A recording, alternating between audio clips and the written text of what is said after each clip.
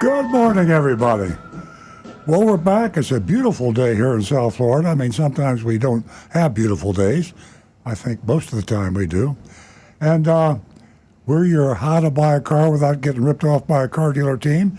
You heard the recorded introduction just a second ago. And we've been doing it for a long, long time. I welcome one and all, the old listeners, the ones that we have some incredible callers that absolutely make the show. Probably, I'm sure, cumulatively informed greater than we are. We learn things from our callers, and we value you very much. We have especially a super informed group of YouTube callers, and they are monitored by Rick Kearney, our certified diagnostic master technician. He's on my right here in the studio. So if you could get to YouTube, youtube.com/Earl on Cars, and you're a highly informed, oh, I'm just kidding you. It's nice if you're highly informed. We have so many YouTubers that are greatly informed about automobiles. Put your postings on youtube.com/Earl on Cars. But the rest of you folks, the old-fashioned telephone, we love that. And the show started basically, which, in fact, not basically, radio, talk show, what? Telephone, right? You call the telephone. So 20 years ago, the only number we had was 877-960-9960. Now, unlike so many other things, that hasn't become obsolete. I mean, this high-tech AI, crazy Google world we live in, the telephone, of course, it's a smartphone now, but it's still a telephone.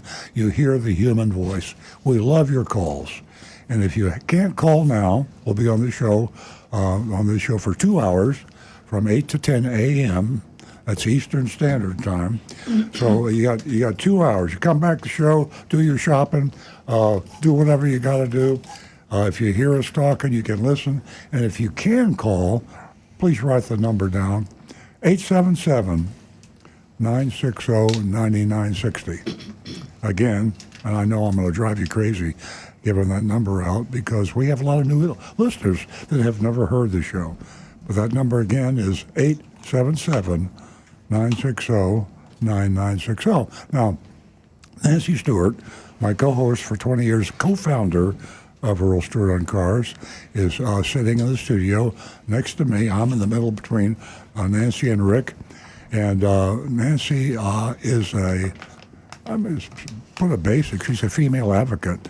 She came on the show and built the female audience to parity. We're at 50-50. If I had to look at all the calls over the past 12 months, we'd have probably about 50-50.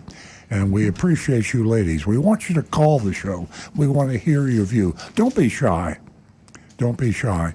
And to give you a little incentive, Nancy Stewart has a special message for you, a special surprise, an incentive. Now, I'm warning you, it sounds too good to be true because I always warn you on the show about car dealers and their advertisements are too good to be true. This is not an advertisement. This is an offer that she'll tell you about. If you haven't called the show before and you're a female, there's a special incentive that Nancy's going to tell you about. Before I turn the mic over to Nancy, let me give you a couple more ways we'd like for you to call us. And if I've given you a lot of ways to call us, that's on purpose because you truly make the show. I mean, we can sit here and pontificate. I can talk for 6 hours. I'm a yacker, and we all are. That's the reason we got a radio talk show, because we like to talk, but we need to learn to listen better, and we want you to discipline us in that by calling the show. So if you can't call us at 877-960-9960, or you don't want to, text us. We have a text number. That text number is 772-497-6530. 772-497-6530. A lot of people, they might want to call. They might, be tempted, but hey, live radio, we got 20, 30, 40, I don't know, 50,000 people out there watching, listening to us. That's a big audience, and people kind of get tongue-tied, nervous about it. I don't blame you. It took Nancy a while to get over this live radio. but we're used to it now, and our problem is we yak too much, so we want you to yak at us because we learn more from you than otherwise. And the people listening to the show learn more from you. So the call-in number, 877-960-9960. The text number, 772-497-6530. And then my favorite number, I don't know why, I dislike I know that anonymity and privacy is a big thing in the world today. I mean, we're like in a Big Brother kind of a world where people are looking over our shoulders. We value our privacy more and more and more. So we have a privacy number for you to call us, meaning you can talk to us, you can lay it out, you can swear at us, you can criticize us, praise us would be nice, but it's a private number. Only you know you called us. I don't know who you are, where you are. And that number, it's not a number, it's a website, and it's youranonymousfeedback.com, just the way it sounds, YOURANONYMOUS, feedback, FEEDBACK.com, youranonymousfeedback.com. Love to hear from you. And even, some people use that link anyway because, I don't know, they like it better. It's easy. You send it in, and maybe I don't get to it till the end of the show. It isn't the privacy you value, just you like it. I like it myself. We use it in our business. In full disclosure, we have a Toyota dealership, and our employees and our customers are encouraged to use that number because as a business, I want to know what you really think about me. I don't want to know I don't want you to tell me what I want to hear. I want you to tell me what I need to hear to improve my business. So you call us or email us at youranonymousfeedback.com and tell us how we can improve, what we can do differently. You love Rick, you hate Rick, you love Earl, you hate Earl, you love Stu, you love Nancy, whatever it is. If more about this, more about gas mileage, more about dealer fees, whatever you want, just give us your input. Now, I got off on a rant, and I apologize. I'm going to turn the mic over to Nancy Stewart, and she will take over and tell you about that very, very special offer for you ladies. Good morning, ladies and gentlemen, and welcome. Boy, we have a great show. Another great show ahead of us, and I'm going to talk about some recalls you may not know about, like driving your car on the road and the doors suddenly open. That's scary. You could be anywhere, 95 or maybe local, West Palm Beach, anywhere at all. So we'll get to that. Also, we do have a dog of the week, and his name is Mickey, and he comes to us virtually, and we are going to get to that about 9:30, and that is our sponsored dog of the week. Also for the ladies, we have $50 for the first 2 new lady callers. Give us a call. Let us know how your experience went as far as service or sales or anything at all you'd like to talk about. That's 877-960-9960. You can text us at 772-497-6530. Also, as Earl mentioned, youranonymousfeedback.com. We're going to go straight to the phones, and we are going to talk to John from Palm City. Good morning, John. Good morning. Nancy let it off with the recall that she mentioned. Page 83 of Consumer Reports for April. Hondas from 2017 to 2020. Certain models affected 2.53 million. The fuel pump can quit while the car is in operation, and it just conks out completely. So they will pay for it, but my cousin got the notice in New York, and they don't have the parts, it says, until fall of 2024. Now, by the way, even some of the hybrids are affected. So this is a very serious problem that the car can totally quit on you. What I want to ask Rick, is this car one of them? It's in the fuel pump in the gas tank? Means they have to drop the gas tank to fix it? Yep. Pretty much any fuel-injected car, the fuel pump is in the fuel tank now because unlike the older cars that used carburetor, you could have a fuel pump up on the engine and it would create suction to draw the fuel. Fuel injected needs much more volume and pressure up there, so you have to use a pressure system that can push it. The suction system just won't work. Well, That's why they had to put them all in. They're all in the tank now. Well, it says in the letter that he got, naturally they will pay for this in full. But what's scaring him is using the car. Now, here's what else goes on. And he's in New York State, and the car in April requires a state inspection, and from time to time, his check engine oil light on a dashboard appears, and his mechanic told him there's no way he will pass that car for the New York State inspection. So what I told him to do is go right away to Honda and tell them what this problem is, and they must give you a loan a car until this part comes in. Good advice, John. I'm glad you told them that. Yep, absolutely. Yes, but this affects so many 2017 to 2020 cars. I mean, we're talking 2,539,000. So beware. There's a Honda number to call. It's 888-234-2138, 6 a.m. to 5 p.m. Everybody that owns the car for those years, get on top of it immediately. Very serious problem. John, can you repeat that number? Okay, 888-234-2138. Great. Hey, John, did you read about the number of vehicles that are having engine fires also in that report? Yes, I saw that. Is that amazing?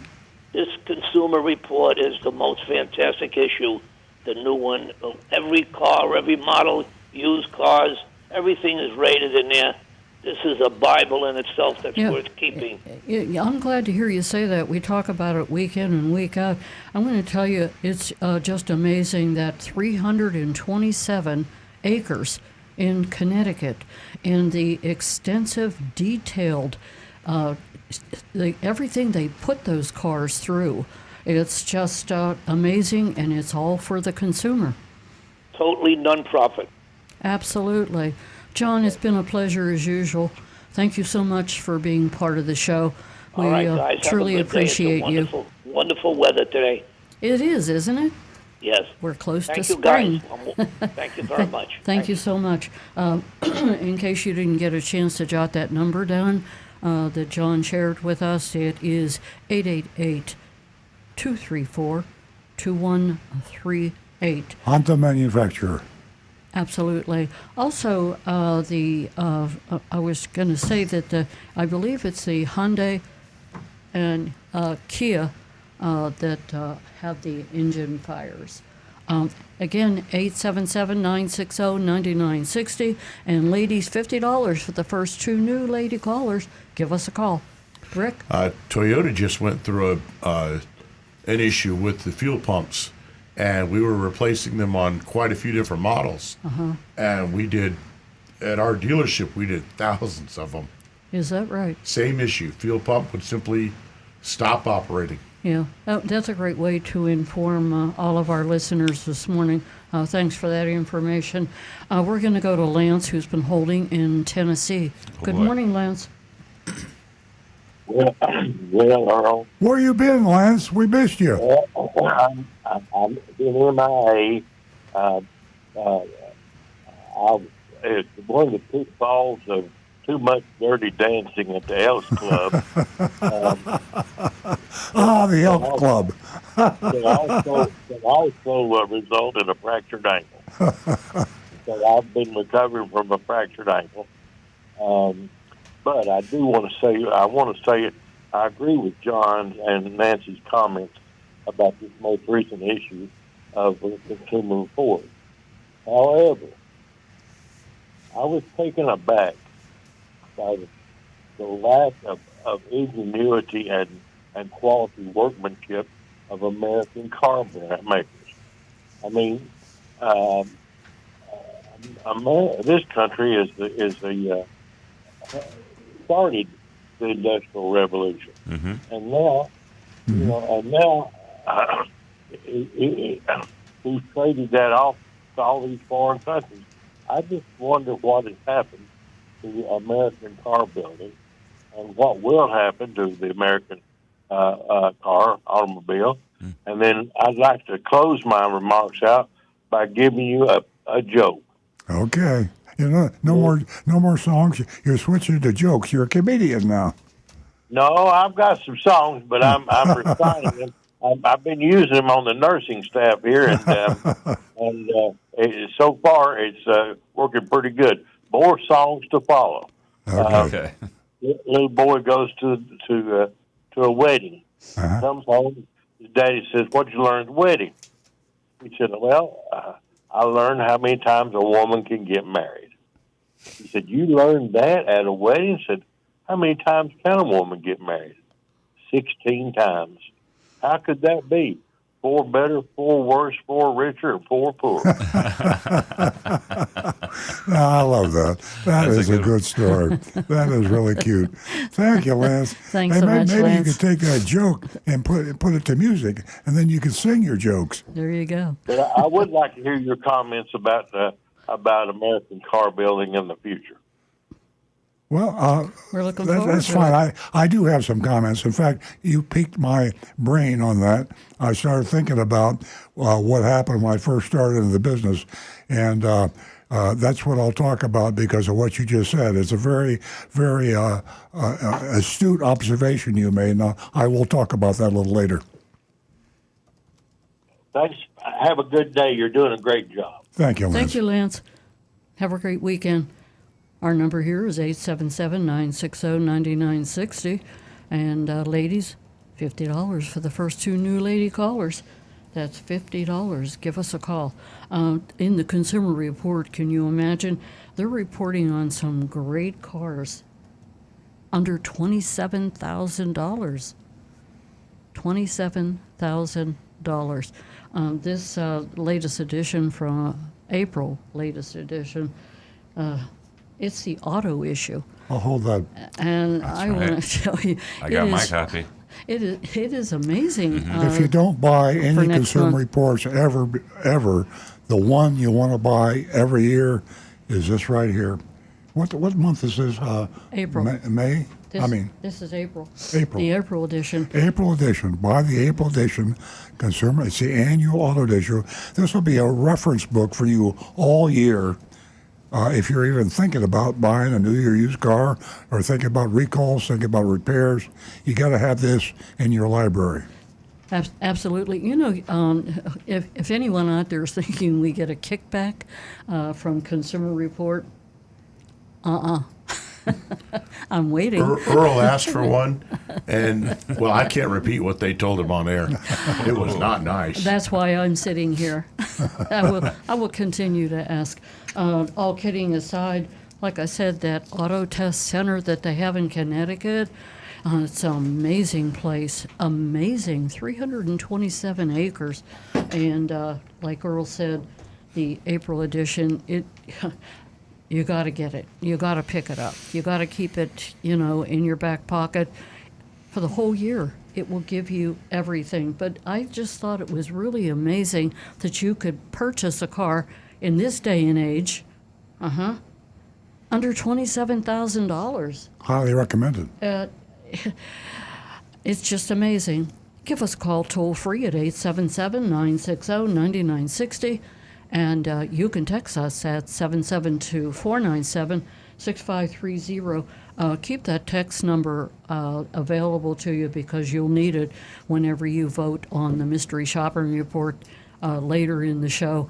We visited Gunther Mazda in Fort Lauderdale. Amazing. Agent Lightning is just truly amazing. She did a great job. We're going to go back to the phones where Simon is holding. Good morning, Simon.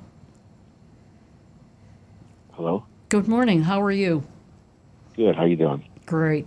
What can we do for you this morning? You're calling us from Colorado? Yes, from Golden, Colorado. I've called you guys before. That's wonderful.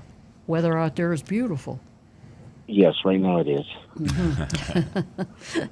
What's up? My question is, it might be for Rick, but my question is my sister's 2015 Jeep Grand Cherokee. she has a problem with the selector for the forward drive. That I think it's right between the console. I mean, it's in the middle console there between the seats. And usually you push a button and it lights up the knob to select what terrain you want. It's not working. Do you know what could be the cause, and what is the cost for that? Ooh. Now, is it just the light that's not working, or it will not shift into four-wheel drive?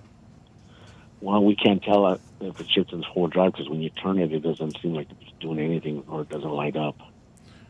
Yeah, that would require electrical diagnosis on the switch itself first to find out if it's actually operating and go on from there. Or you could do a tight turn, like a tight U-turn, and see if it... No, that's very true. And you hear the grinding if it's in four-wheel drive. If you shift into four-wheel low and you do a tight turn on dry pavement, you're going to feel that it's in four-wheel drive. It will feel weird. Because it will jerk and shudder and shake because it's going to try to lock up all four wheels to turn at the same rate.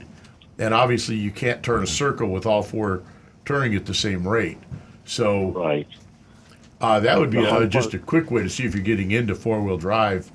But otherwise, most places you should start with about $100 to $200 diagnostic fee for electrical to find out if that switch is actually operating.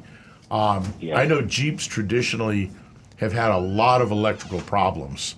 It just always seems like the first thing to go on a Jeep is the electrical system. So that would probably be more to your advantage because that's going to be a lot less expensive to repair than, the transfer case or the transmission. Right. Okay. Yeah, because it's hard to tell if it's engaged. But like I said, I'll have her take a tight turn on it because we tried to use it for the snow last time, and you can't tell where it's turning because a little knob lights up, has a little light, and it indicates which way your category is, and it doesn't. You can't tell. Yeah, that almost sounds like it's a switch to me.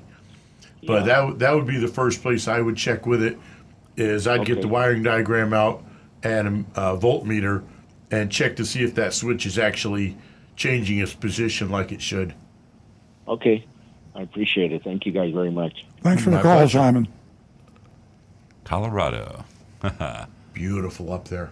Yeah, well, let me just get to a text from Anne-Marie. Good idea. We're waiting for the next caller to come online. Anne-Marie says, good morning. I fell asleep with the TV on and awoke to an infomercial. I hate when I do that. An infomercial touting identity theft protection. This is what prompts the following questions. Has your dealership ever sold a vehicle to someone only to find out that it was a case of stolen identity? If so, what happened to the culprit, real person, the loan, and the vehicle? I don't think that's happened that we know about. If they did, it happened, they got away with it. I was going to say, the problem with being in business for over 50 years, things happen that you don't remember. Right. I would say, yes, it probably did happen. I mean, we've had, we had some very strange cases of cars stolen, cars this, but really in the grand scheme of things, You're absolutely right. Percentage-wise, very small.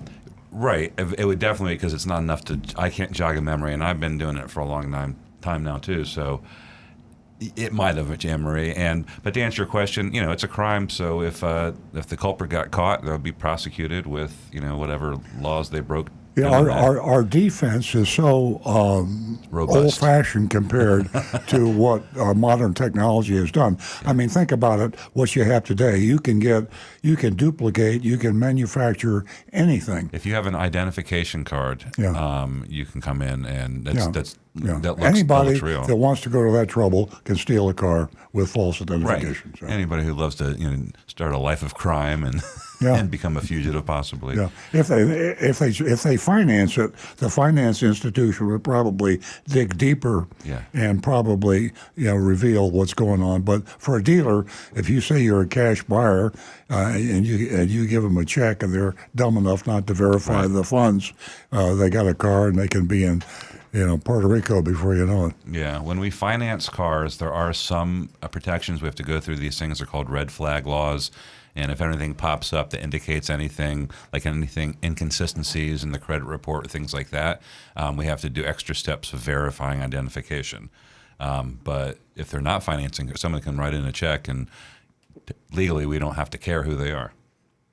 All right, let's go on to the next text. This is for Rick. My son's original radiator, this is from Nick, by the way.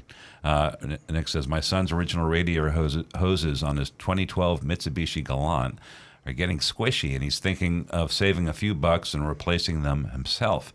Is there anything to be aware of other than simply draining the coolant, replacing the 2 hoses, then refilling the reservoir tank? From Nick.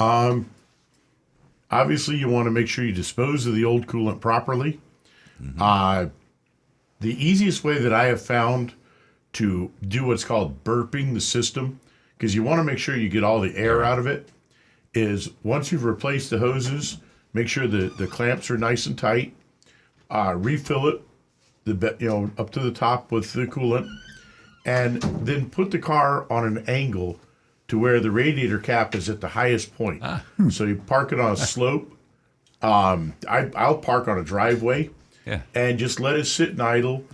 Listen inside the car. If you hear any air, sounds almost like water gurgling inside. Yeah. You may have air bubbles in the heater core. So you want to let it sit and run till those air bubbles work their way out. Because it all circulates through Yeah. eventually. And just keep topping up the coolant in As the the air comes radiator.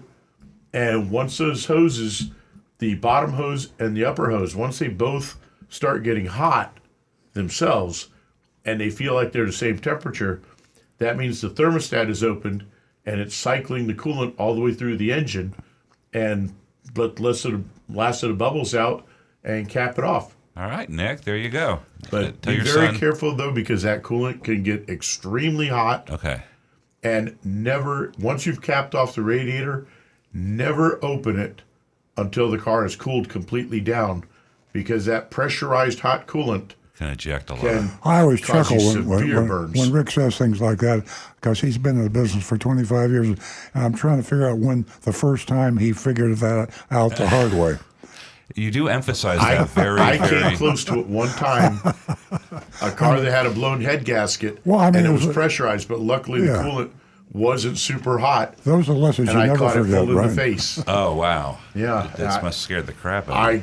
I got so lucky Yes. that I did not get burned. I know. Now we have your beautiful But, face yeah, still. I've had many friends, and that coolant just blisters instantly. Gosh. It, So it many can happen, folks. So be very careful with that. Is that a normal thing, though, for the radiator hoses to get squishy? Is that an indication it's time yeah, to change them? over time, Okay. they start to get soft. The Yeah. oil from the engine, the oil vapor that's under there, will start to soak into that rubber over time. Make it gross. And over the course of years. And it's a good idea to replace them before they break and leave Right. you stranded at midnight Good thinking. someplace where you got no cell signal and it's pouring rain. All right. Great All right, Nick. information. Thanks, Rick. Yeah, we're glad you're here, Rick. You always have a lot of interesting information for us week in and week out. Ladies and gentlemen, give us a call toll free at 877-960-9960. And ladies, $50 for the first 2 new lady callers. Give us a call. And when Earl opened the show, I mentioned the cars that their doors open. Yeah, their doors open while they're driving down 95, maybe, wherever you are. Jonathan was kind enough to pass some information along to me, and there's over 250,000 cars. This is amazing. What models are those? How do you not find this, right at your fingertips? He really had to research this. I spent the morning looking for it, but the information tells us, I'll get to you in a minute, Rick, that Ford recalls 250,000 cars because the doors open unexpectedly. That's frightening. All the doors, front Yeah. doors, rear doors. You'll have to Google that. Also, Volvo also has some recalls, and their doors opened unexpectedly. They don't mention the number of vehicles that were affected, but you could. Another as I good told reason to Earl, always wear your seatbelts. Google that, or take a look at past subscriptions of Consumer Report. I'm sure you can get the information. And I hope everyone heard what I said. I was away from the mic there for a second. We have some calls to get to. We're going to get to We are going to get. I'll tell you what. The young lady that was calling for the first time, please give me a call back. Sorry we didn't get to you immediately, but we're going to go to Tricia, and she has called before, and she supports the ladies, and that's the reason why she continues to be part of the show. Good morning, Tricia. Good morning. Yes, you are my go-to station Saturday morning, every Saturday. Oh, thank you so much. Yes. I learn a lot from you guys, but I got a two-part question here. Number one, I spoke a few weeks ago about my tires wearing out excessively fast, and I drive like Earl. Earl admitted I'm a very bad driver, left and right. So my very good tires, Michelin Defenders, wore out within 10,000 miles. Ridiculous. And I was told there's controversy here, and I want your guys' opinion. I was told, one guy told me, well, the reason why they're wearing out so fast is because I overinflated them.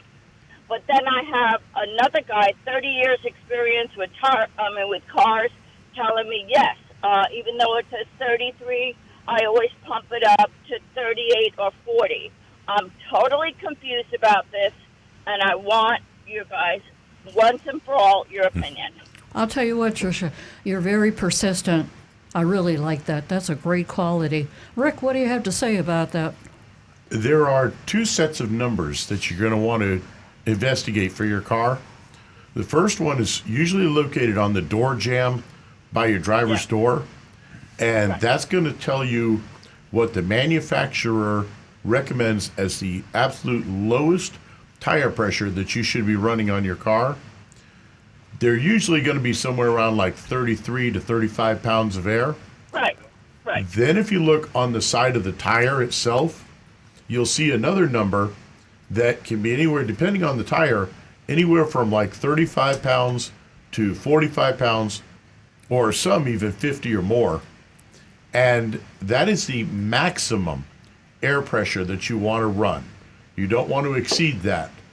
So if the tire is rated to handle on the tire, if it shows that it's rated to handle 40 pounds and you're running 40 pounds, you are completely safe to do that, and that tire should not have any adverse wear caused by that. So, Tricia, what PSI have you been using? Okay, I was up to 38, 39 because that's what this guy was of 30 years experience said yes. Now I went back to, Tire Kingdom. He said, well, that's why your tires are wearing out. You got to do what's on the door, 33 and no more. Tricia, are they wearing out on the outside edges or in the center of the tire? If it's overinflated, the wear will be in the center of the tire. If it's underinflated, the wear will be on the edges of the tire. Well, it was on on the outside edge. Then they were underinflated. Well, it was already at 38 or 39. Well, I'll throw that to Rick. I don't know. Edge wear, if it's only on one edge, just the outer edge, and the inner edge is okay, then that's usually a condition of the alignment. It's where the tires are actually, they're tilted outwards, so they're running on that outward edge more. Okay. If it's I have the car aligned before I put the tires on. Yeah. I'm just really wondering if there's something going on. Maybe they're not using the proper specs for that car. Maybe their system is outdated specifications or something, and it's actually being set up wrong to where it's allowing it to run on those outer edges. That's really only the best I can come up with on it. And Tricia, since you're like me, you're a recovering reckless driver. We both drive aggressively and probably faster, and take turns faster than we should. It's awfully easy to knock your car out of alignment. You can have your car aligned today, and tomorrow it'll be out of alignment, and it's because you hit a curb, you hit a pothole. It's easy if you're an aggressive driver to knock your car out of alignment. You might want to double up on your alignment checks. The dealer or the independent garage where you go should give you an alignment check, and there should be a computer printout that you can look at to verify that, and they do it for free. So, as expensive as tires are, and as many tires as you're having to buy, I check my alignment every week. Well, I don't know any place that does it for free.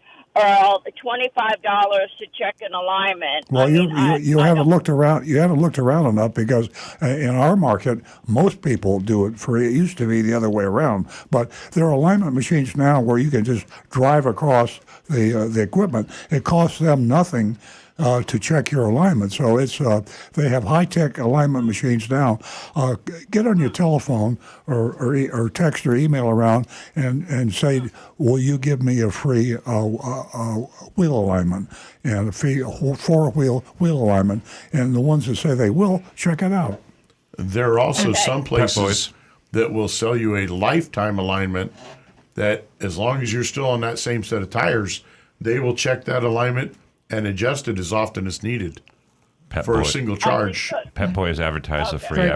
Great information. One more. Pet Boy is advertised as one. Thank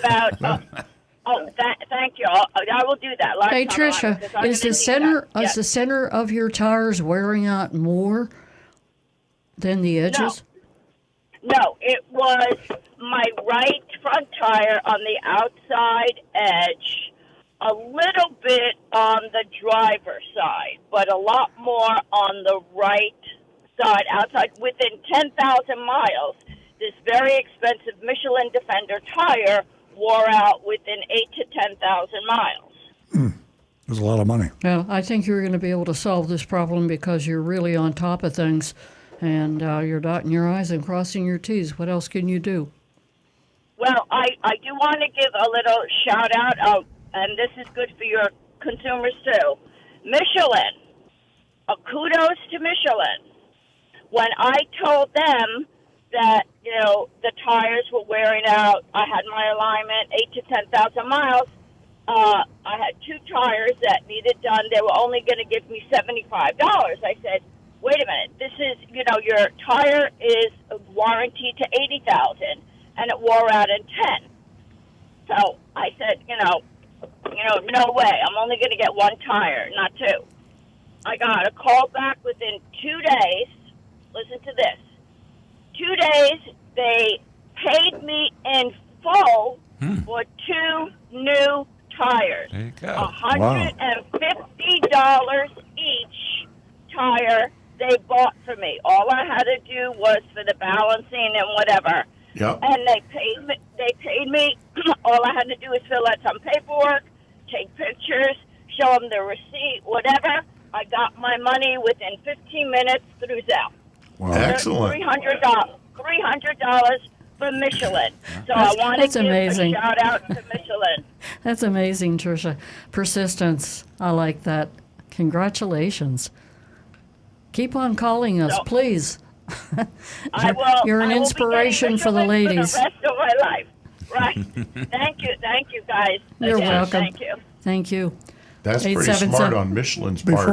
Before we get off that subject, I hope you're still listening, Tricia. I just Googled free 4-wheel alignment near me, and our studio is in North Palm Beach, and I came up with Tires Plus, Tire Kingdom, and St. Lucie Battery and Tire.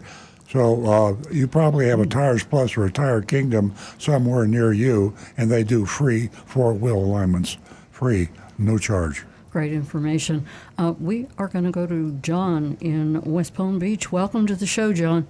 Welcome back. What can we do for you? You go, John? John in West Palm Beach? West Palm Beach. John in West Palm Yep. Oh, okay, very good. All right. This is for Stu, or maybe Rick. I forgot, but you were just talking about radiators and the heat, the pressure, and all that.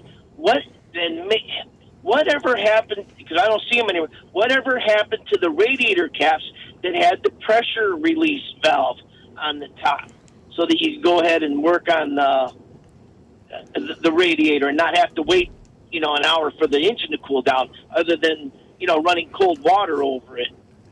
Yeah, they kind of went by the wayside because they would leak so easily that you'd lose your coolant out on the ground. So those kind of, they went away. As a matter of fact, the newer systems now, the actual reservoir, the backup reservoir system is included in the pressurized portion, and the cap on it, there's a big air gap in there. So you can actually, if you're very careful, you can loosen that cap and release that pressure even while it's hot. And then you can still access it to, do your drain and refill. All right, very good. Great. All right, well, that's it for me. Thanks a lot. I appreciate that. And Thank you, by the John. way, folks, if you're doing any sort of coolant work on your own, if you have pets, dogs or cats nearby, make sure that coolant is kept well away from them, because engine coolant, by its nature, the ethylene glycol, is very sweet tasting. Dogs are very likely to try to lick it. They can smell it. They immediately want to go for it, and it is deadly to animals. Wow. So I didn't know that. just myself being an animal lover, dog lover, cat lover, don't put that coolant on the ground. Don't pour it in the drain. Save it back in the gallon jugs, and take it to a local parts store where it can be recycled properly. They don't charge anything if you walk in there with old oil, old coolant, and say this needs to be recycled. Same thing with the old oil filters. Just put them in a plastic bag, take it in there. They'll take care of it, no charge. Great information.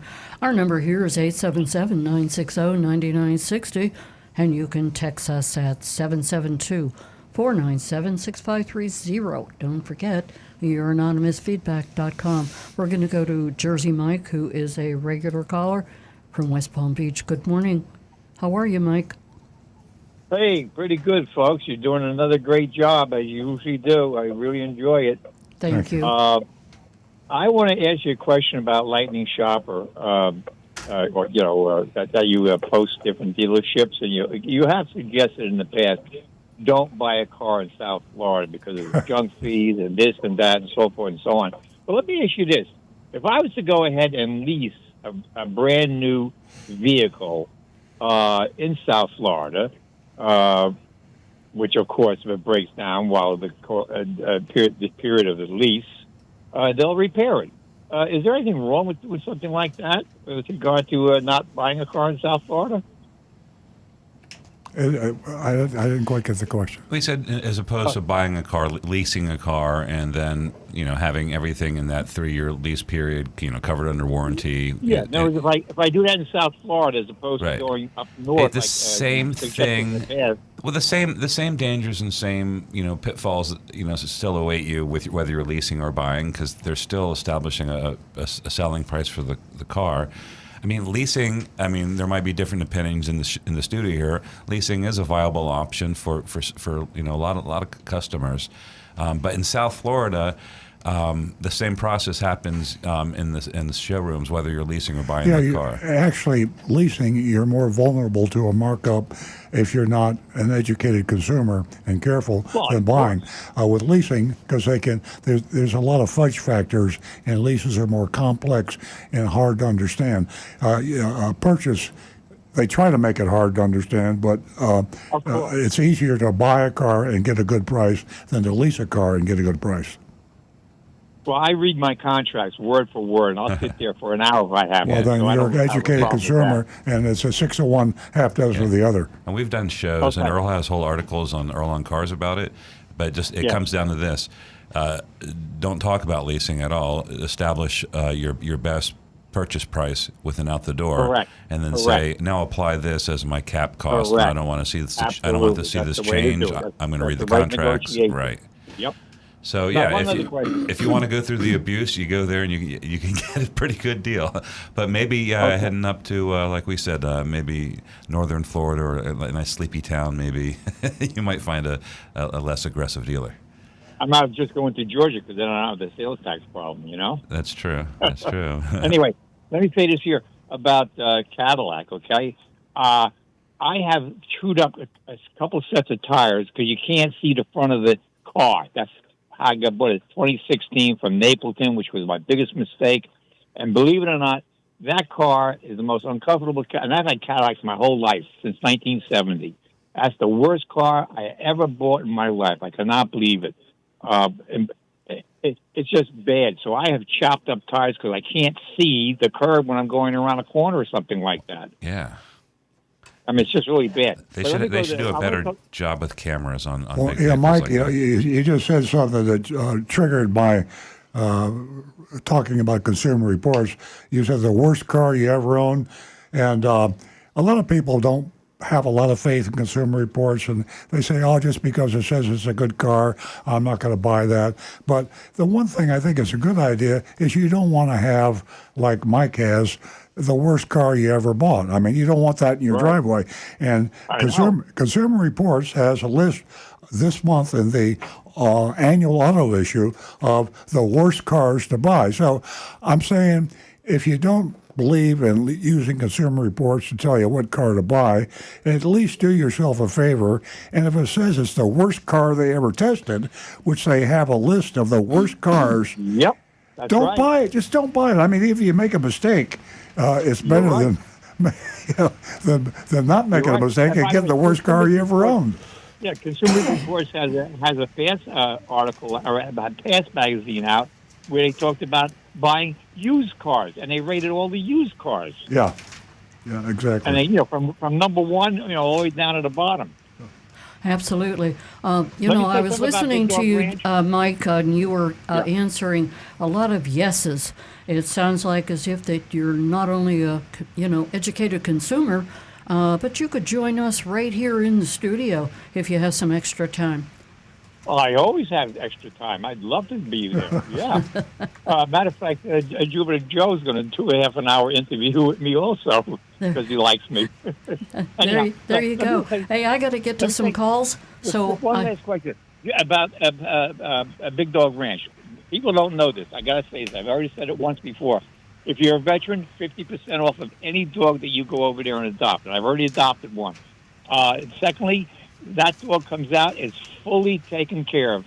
Everything right down to the claws are taken care of. They get all their inoculation. You get a whole record of all this stuff. It's all on paper. They're defleed. They get a collar. They get everything you need to have. And it's the only no-kill dog shelter in the United States. That's right. That's right. And Peggy Adams is a great place, too, but they kill animals there. Yeah, absolutely. And also, I'm going to mention, and we're going to take our next call. I'll say thank you to you, Jersey Mike. But you're quite welcome. Keep up the great work. You guys do great work. Thank you so much. Have a great weekend. I'm going to mention Mickey again. Mickey is our dog of the week that Earl Stewart Toyota is sponsoring. And in case you didn't know it, we pick up the registration fees. Yeah. $200. It's expensive to adopt a dog, but not only can you adopt a dog, but you can foster a dog. So look into that. You can go to their website at bigdogranchrescue.org. We are going to catch up with the guys with texts, and while the lines are open, and YouTube. Rick, Stu? Yeah, I got one. Bob has a question. This would be a good one for Earl. Right up Earl's alley. Good morning. My question is, if by law a vehicle on recall, the dealer must provide a loaner, and what if the dealer says he has no rentals? What happens? And that's from Bob. Well, I think the law is a loaner if it's a dangerous recall. In other words, if the recall is because the the radio Like a is do not drive thing or something. yeah, like that. yeah. It has to be a dangerous recall. Now, dangerous is a general term. So, I recall a recall. I so recall meta. a recall about 15 years ago where dashes were cracking in the Arizona and the Florida sun, and everybody was ignoring it. The manufacturer's Toyota happened to be one of them, and we have a Toyota dealership, and the hot sun was being magnified is inside of a car, and the dashes were actually melting, and they were cracking, and they looked terrible. So Toyota and Honda and a few other manufacturers must have been using the same dash manufacturer to put in their cars. And they kind of recalled, and they didn't make a big deal out of it. And our customers were raising hell, and Toyota wouldn't give them a loaner car. So I had a customer call me one day and says, when I'm driving on the road in the bright sun, the sun reflects off that melted dash into my eyes, and I can't see. So a little light bulb went up over my head. I said, bingo. So I called Toyota, and I said, I'm going to insist on giving my customers a loaner car because it's a dangerous condition. The press picked up on it, and we were interviewed on television, and we had them come in, and we showed them the danger, and guess what? Lo and behold, Toyota changed that where they would provide a loaner car. So the key word is dangerous. If you have a recall, think in your mind as to how that might be dangerous to you, and if you can have a logical description of why that recall is dangerous, or if the manufacturer has already so deemed it, then they're required. If they give you a hard time, then you just got to go to the 800 number to the manufacturer. They will notify the dealer, and it will happen. And of course, if that doesn't happen, then you call a lawyer. But it's a slam dunk, Rick. The Takata airbag debacle. We had customers in rental cars for some of them over a year. Over a year, Yeah. waiting for those parts to come in Yeah. to repair their cars. We would actually have them keep their car at their house Yeah. because we had no room to park the cars at the dealership. We had so many. Yeah. We had to buy a 2-acre lot or rent a 2-acre lot to store all the Takata cars. Yeah, there's a shortage of rental cars. There's a shortage of new cars and used cars, and with this whole COVID thing, it's very difficult for the dealers to find these cars. And at our dealership, if we don't have a rental car, we find a rental car for you, or we give you a car off of our lot to drive if it's a dangerous recall. So you have to be persistent. If you have a dangerous recall, and you perceive it to be dangerous, you're going to get stonewalled by the dealer in many cases. So you have to go to the manufacturer, and you have to be pushy to insist. But you have the right, just remember, on a dangerous recall, to have a free loaner car. All right. Hey, we got one more, and it's from Gary. He says, I believe that most Hondas and Toyota cars, you can access the fuel pump from under the back seat without dropping the tank, but I'm not positive. Is that true? Most cars have an access panel. A lot of the smaller SUVs like RAV4s and Highlanders have an access panel under the seat so that you can access where the fuel pump is. Most trucks that have a frame, or SUVs with a frame, the fuel tank runs in a different position, and it does have to be removed from the vehicle. There's just no way to put an access panel for the trucks. Okay. I didn't know that, and now I know. All right, I'm all caught up. What are the guys over there on YouTube saying? I've got Donovan here coming in with some great information. So, Morning, Donovan. he says Ford last week enabled charging of their EVs at the Tesla Supercharger network. They are sending every owner of a Ford EV an adapter for free that will allow you to plug into the Tesla network. Wow. Tesla opened up 15,000 superchargers to Ford. You are able to just pull up and plug in just as it should be. Ford is first, and other automakers will be coming in the next few months. You can get your adapter for free till the end of June from Ford. So, folks, I would get on that list quickly because I think they're going to get the adapter. They're going to go back order very soon, I'll bet. Are they going to Are they going to get the adapters before they get their other remote? Wow. Yeah. We're still waiting on a lot of those. I know. Let's see. This will fix the number one complaint from people on EVs about where to charge. Toyota is desperate to sell the existing hydrogen Mirais on lots in California as more fueling stations have closed or are struggling to have fuel available. Get a hell of a deal on one of those. Yeah, let's buy this car. You can't drive it, You but can't you get a hell of a fuel price for it. They are now offering $40,000 cash incentive on the vehicle, plus a $15,000 fuel card, which basically makes the car free. Wow. Until you can no longer get fuel and it becomes a free lawn ornament. There you go. Right, you were laughing. I mean, Toyota's a great company, but they really. I can't use the expression I want to use. But they really messed up there on that.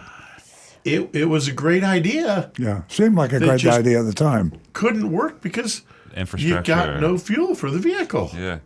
You have it. It's everywhere. Yeah. You just got to get it into the vehicle. Yeah, it's there's just that one little catching point there. Right. Little my sticky goodness. point. Yep. And let's see. By the way, Johnny Z. Fradley says, I remember installing an aftermarket stereo system in a Lexus that the dash had turned sticky. Yeah. Yuck. What a mess. Yeah. And Johnny, I hear you because I replaced a lot of those dashes and I worked on a lot of cars with that sticky melted dash. And even just touching it, you could set your hand on it just with the lightest pressure, take your hand away, and your fingerprints would be embossed in the dash. Yeah, I just had another flashback of that. I think I said earlier on the show, one of the reasons Toyota loves me and they hate me. And one of the reasons they hate me is because things like I did with that melted cracked dash, turning it into a danger because a customer said it was a danger, and it was. And I just, a flashback, I had a call on Saturday evening.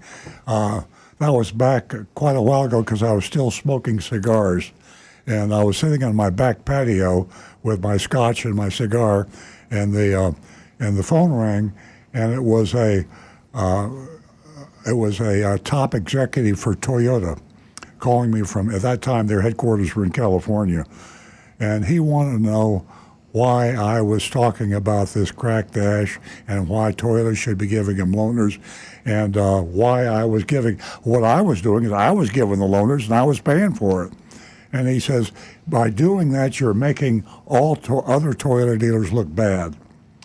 I said, well, I'm sorry. I said, but it's not my fault. I'm more concerned about my customers. So that was on a Saturday night, and it was the next week that Toyota announced nationally they were going to be providing free loaners. So he was trying to shoot the messenger so he wouldn't have to provide free loaners to all the cars, because that's a very expensive thing. I mean, they had a lot of cracked dashes out there. So, again, love-hate relationship I have with Toyota. Actually, more love than hate, I have to be honest with you. I think they're the greatest auto manufacturer in the world, and for a lot of reasons. And they've been right when I've been wrong. Matter of fact, there's a article in the New York Times, it'll be in the Sunday New York Times, it's online today, about the fact that Akio Toyota figured out that the hybrid was the name of the game and the electric vehicle was off in the future, and they have the best EV, best hybrids, and they're leading the industry now. So, as I say, when you're a big manufacturer and you're a successful business, all you have to do is be right more than you're wrong. And Toyota, for sure, is right far more than they're wrong. Okay, where are we? Well, I'm all caught up on messages. Actually, no. Hey, one just popped in right here from Lane Cats. Good morning, Earl, Stu, Nancy, and Rick. You have a great show that I've listened to while I'm driving to the synagogue. I emailed Earl and Nancy in February. Did you receive any from Lane Cats? Well, I'll go back and double check and make sure that we didn't miss anything, if that's the case, and we'll get back to you, Lane. I'm all caught up. Okay, Sounds very good. And Email us and let us know too. when you sent in your last email. The name sounds familiar. Rick, what did? We're caught up here right now. I've got. sounds Let me good. jump in here. Here's a cute story. It's a good story. On the way to the studio this morning, Nancy and I, we pulled up in front, and we both got out of the car. We're running a little bit late, and Nancy said to me, "Did you put it on doggy mode?" I said, "No, I forgot. I'll do that." Now we drive a Tesla. And the Tesla has a feature called doggy mode.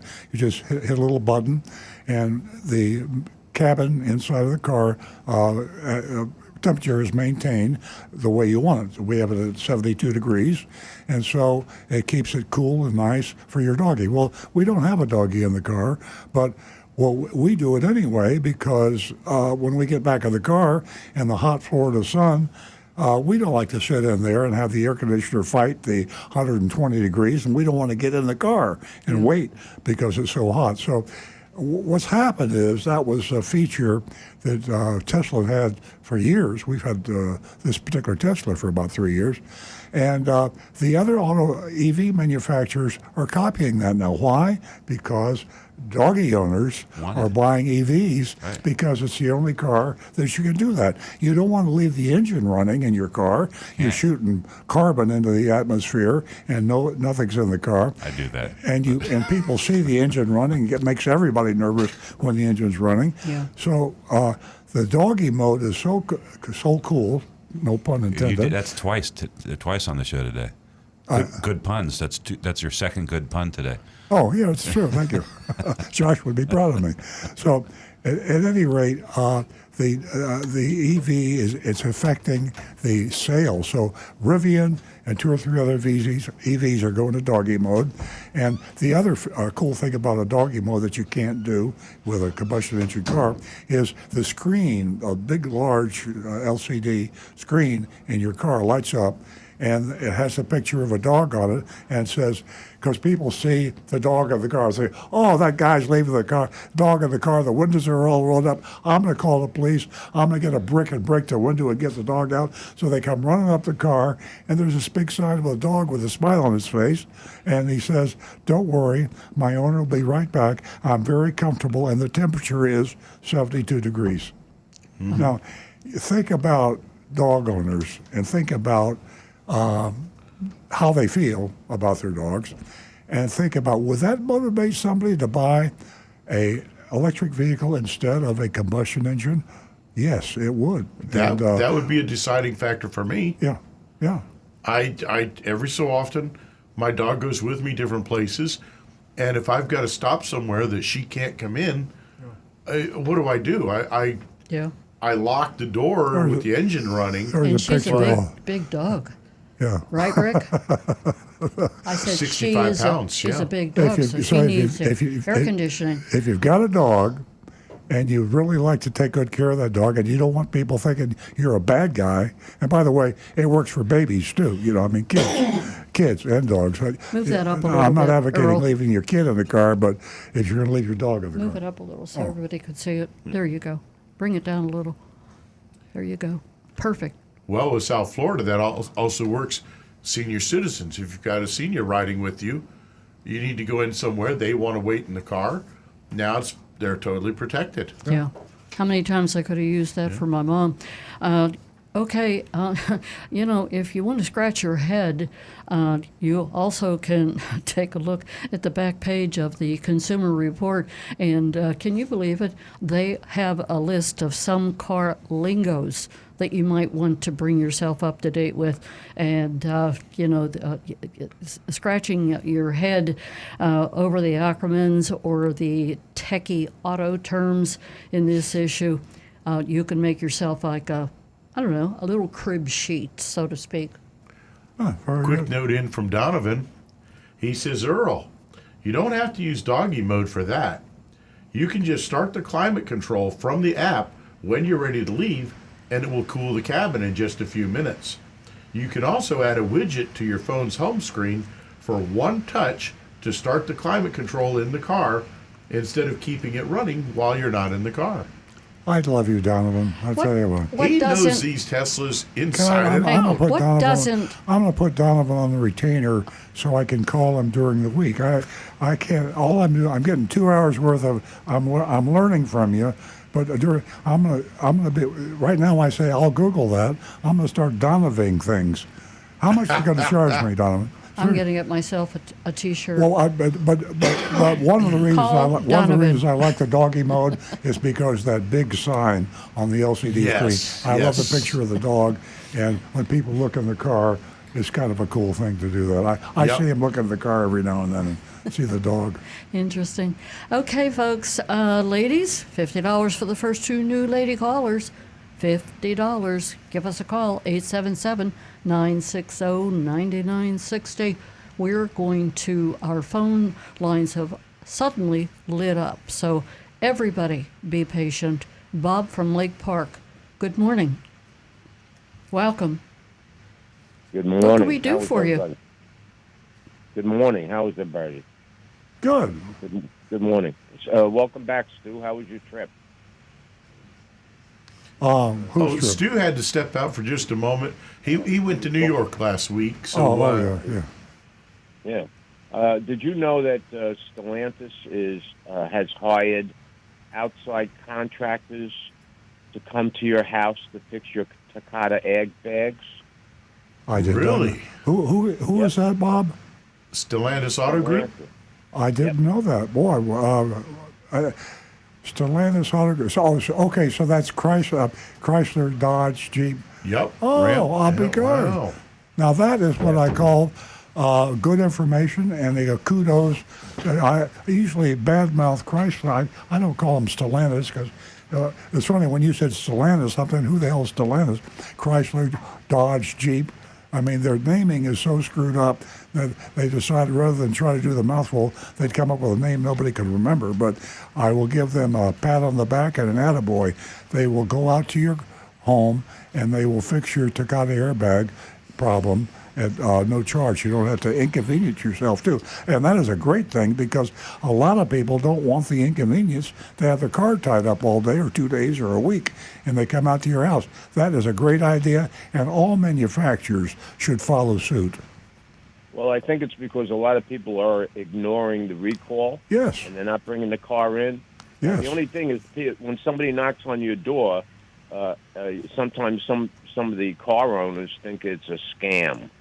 Yeah, that's true. But, contact by email, text, confirm the appointment, come out. I've had Tesla come out to my house and tried to fix my windshield wiper washer, but they didn't get it fixed. So I now I got to bring it in. But, I love the idea, especially on a safety recall. If I were President of the United States, I'd do an executive order, and I would make every auto manufacturer come to the home of the buyer to do the repair on their car. Or Right. if they can't do the repair at the home, I would leave them a loaner car, pick it up, bring it in, fix it, return it, take my loaner car back. That would have your auto recalls close to 100%. And right now, only about 1 out of 4. We have 3 out of 4 cars on the road that are recalled that have not been fixed. And they don't even know it needs to be fixed. They sell the car to somebody else that doesn't know it has a recall, and they drive the car. It is a mess. And thank you so much, Bob, for that information. I want to talk a little bit about Consumer Reports too. They give. I like Consumer Reports. I don't take everything they say as Sure. I take it into consideration, Sure. but I don't. There Sure. are some things what they do that I disagree with. But I will say one thing that's a little bit of a conundrum.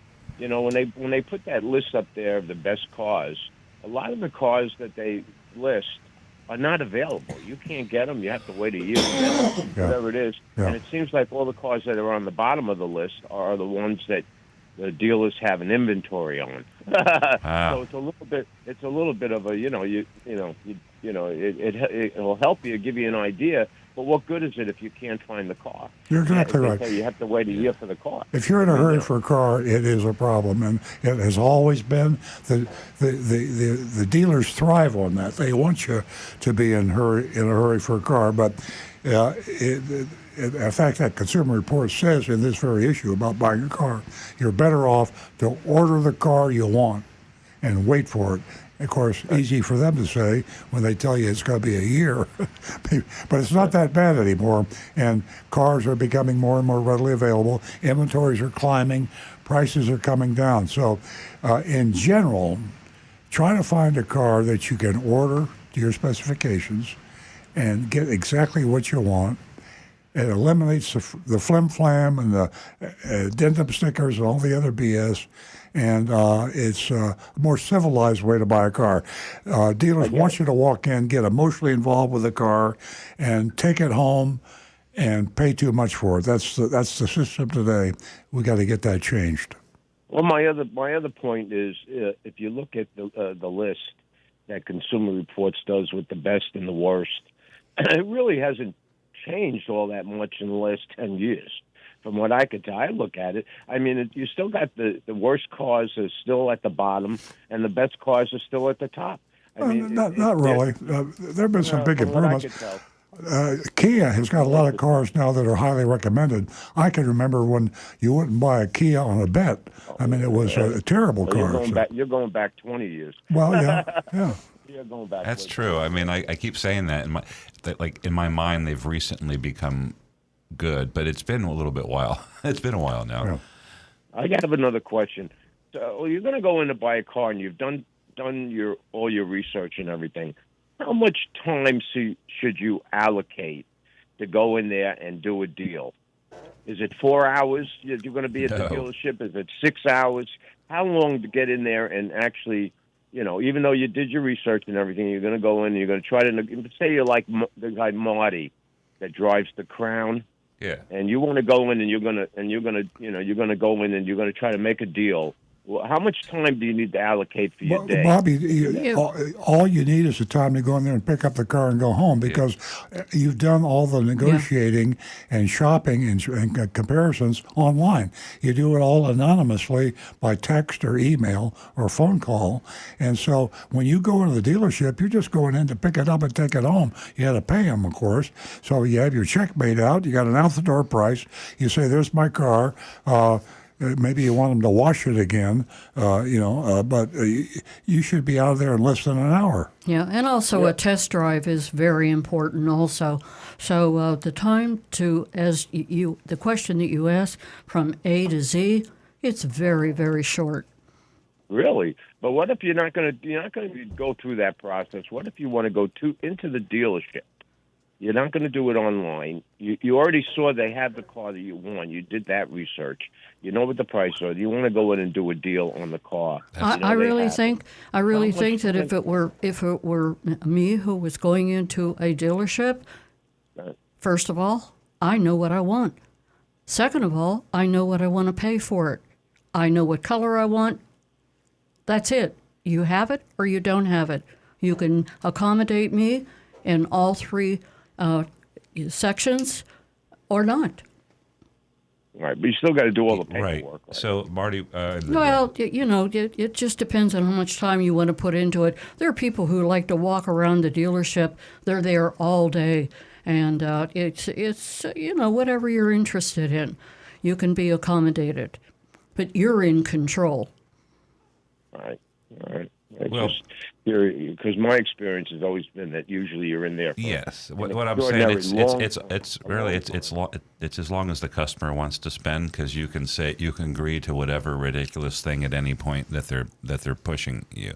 So it's a matter of the amount of time you want to take going back and forth. What's the Stu? What is the average time when somebody walks into your dealership? Do you know? It varies, really. I mean, we have a pretty straightforward. Like if somebody just walked in, they hadn't ordered a car online. I mean, there's no negotiating for price. Some time is taken if there's a trade. That takes some time, just the logistics to get it down, looked at. But I would say that's probably 15 to 20 minutes.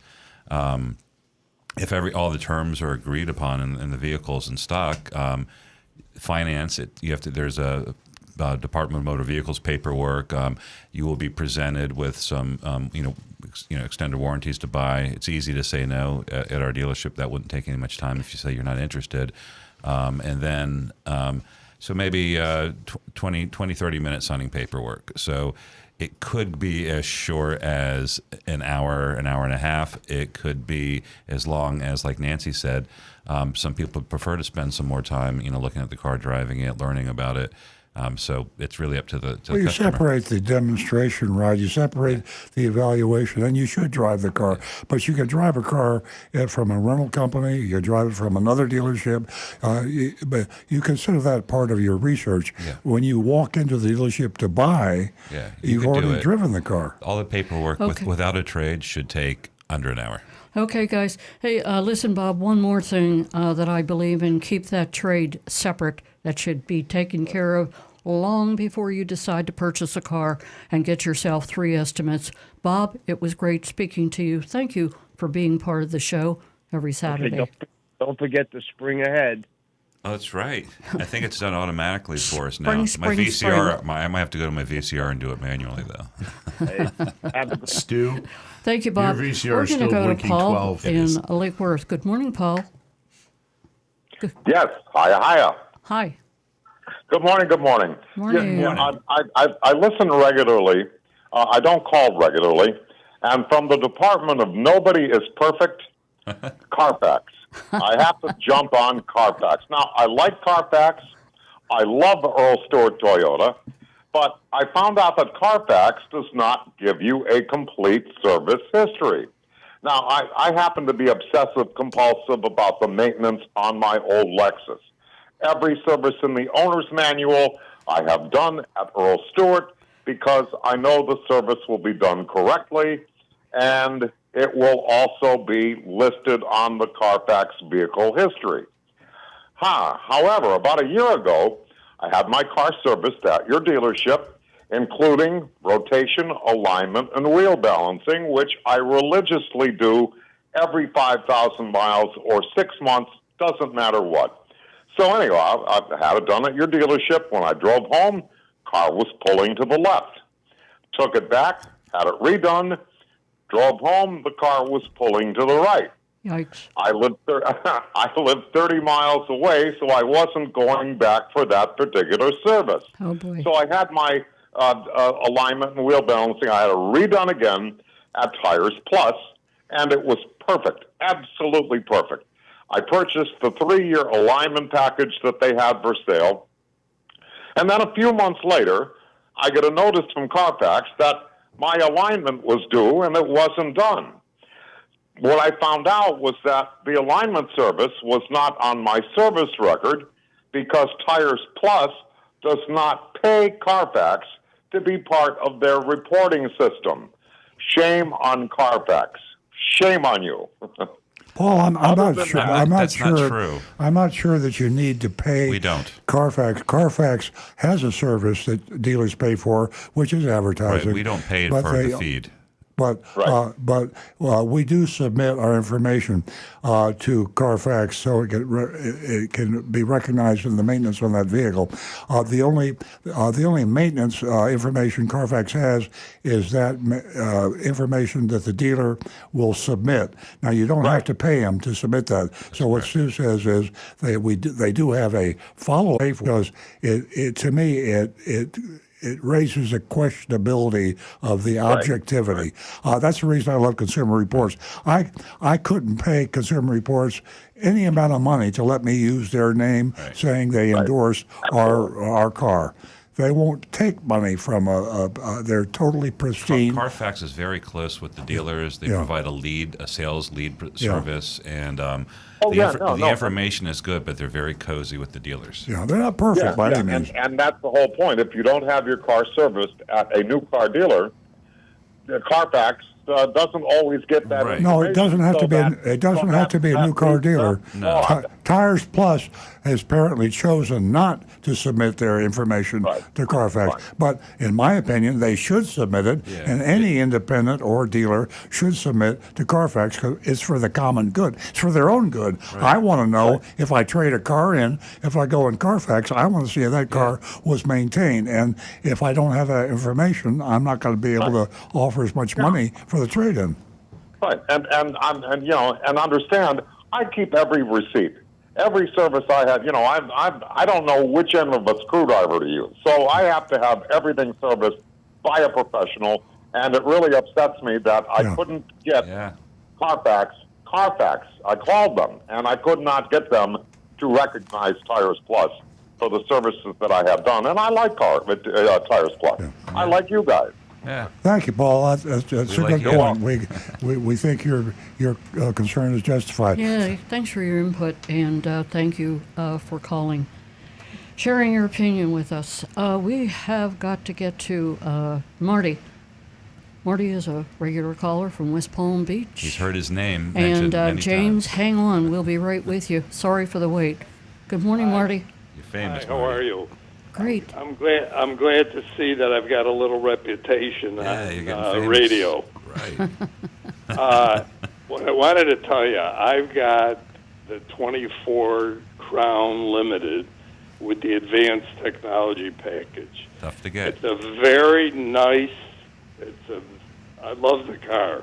I've only had it a month, but I love the car. Do you? The only thing my question is that either Stu or Rick, the car is so smart that under the speedometer, you get little notices like your eyes are not all the way open. Right. That's No. the, Oh, boy. That's the, Safety features. I don't think it will. I don't Usually when I drive, I do have to say this, my eyes are open. I have not had any case where I drive with my eyes closed. But it thought you did. Yeah. Okay. So Well, if your eyes are closed, you couldn't see the warning anyway. that's Right. true. That's true. Earl is correct. That's number So This is But very it interesting, Marty. Very interesting. it's so It's- smart when you come to a school zone. And the other thing, it tells you entering a school zone, entering a crosswalk area. That's right. When you come to a stop sign, it shows you a stop sign. Yeah, it gives you the So speed it- limit. Yeah, That's and right. the speed limit is on the dash. And if you're going over the speed limit is in red. Right. And if you're going the speed limit We or can under, disable it's that in for you white. if you'd like. So all I'm saying is, my question is, if I were to find out how to turn off all these, Yes. Okay, that's not going to affect anything else other than warning you that you're not paying attention. It'll also notice it's really neat. It's not just in Toyotas. Other manufacturers have begun to introduce this. If you're not looking at the road, you're looking down or out the side window, it's going to alert you. But if And Marty, here's something I thought you would maybe compliment the Crown on. Nancy and I read an article. In fact, Nancy's getting a Crown shortly. An article that said that the Crown actually has figured out that people want a knob to work like a knob should be, Right. a switch to work like a switch should be. They don't want the magic of things flashing around on LCD screens. They want to dumb up the system where it'll do everything you want it to do, but do it in an intuitive sense and not make you scratch your head, Like get your the fighter owner's pilot. manual out every 5 minutes. So we love that idea. Have you seen that in your Crown, that some of the controls were in an area where you expect they should be or would be? well, the only thing I do is I listen to just a few radio stations. So usually it's on when I come into the car, or it says enable the radio if I turned it off. But my driving is very simplistic. I mean, I go from point A to B. I'm not using it probably, but I do agree there's probably features in there that I'm probably not even using. Mm-hmm. But what it did have when I first got the car, I don't know why, because I know where I'm going. but I wanted to put a compass.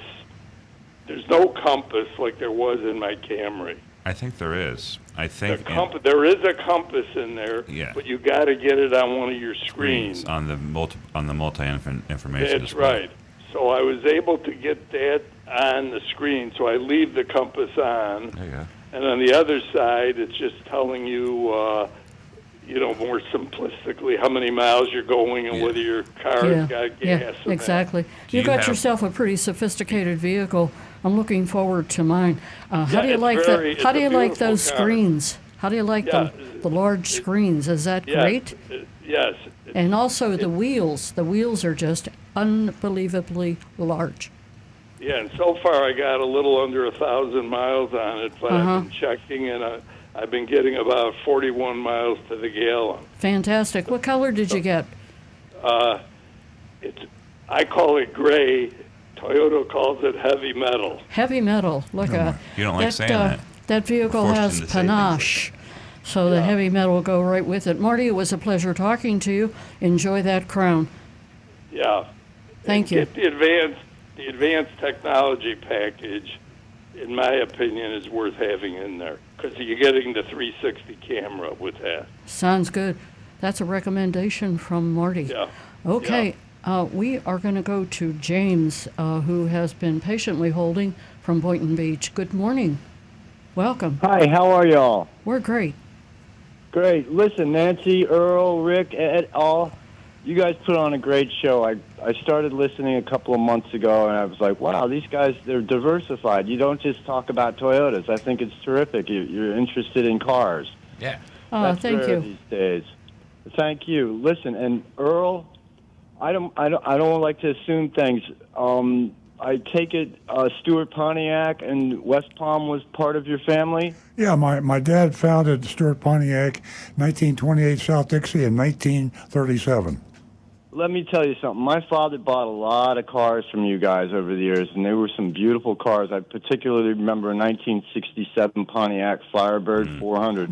Oh, Gold boy. with the black vinyl, the gold interior. Dad used to run that car back and forth from Palm Beach to New York regularly. Really? That was a great, great car. Another one was What a beauty. pepper green Pontiac Grand Prix from 1970 with the 400. Another beautiful car. You Pontiacs are beautiful cars. Thank You're you. describing for your my family. driveway in my childhood. Yeah. Rick, I have a question for you about my 1986 Mercedes 560. I have a starting problem. I went to the book.